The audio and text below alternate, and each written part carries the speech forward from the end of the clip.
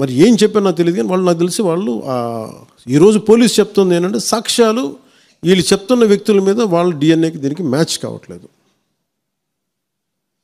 ఇది వాస్తవం. కోర్ట్స్ ఏం చేస్తాయి, పోలీసు ఏం చేస్తారు, దీన్ని కూర్చోబెట్టి. ఎందుకు చెప్తున్నానంటే ఇది వివేకానంద రెడ్డి గారిని చంపేశారని తెలుసు అందరికీ. ఎవరైతే చేస్తున్న నిందితులు ఉన్నారో వాళ్ళు ఒక్కొక్కరుగా చంపేస్తున్నారు. మరీ గత 5 సంవత్సరాల్లో ఇట్స్ క్లాసిక్ కేసెస్ ఇవి. ఈ ప్రక్షాళనకే పూనుకున్నాం మనం. ఇది ముఖ్యంగా మన ఎమ్మెల్యేలకు కానీ మీరు ఎంపీస్, యాజ్ అన్ ఎంపీస్ మీకు కూడా మీరు ఈ కేసెస్ మీద మీరు రేపొద్దున అసెంబ్లీలో గళం ఎత్తాలి. మీరు తప్పదు. ముఖ్యంగా లా అండ్ ఆర్డర్ వీళ్ళు అందరూ తప్పించుకుంటూ వెళ్ళిపోతే ఇట్లా ఒక సోషల్ అన్రెస్ట్ వస్తుంది దీనివల్ల. అంటే వ్యక్తికి ఒక నేరస్తుడు చేసిన ఒక కులానికి చెందుతాడు, ఏదో ఒక నేరస్తుడు, మనం ఏం చేయలేము దానికి.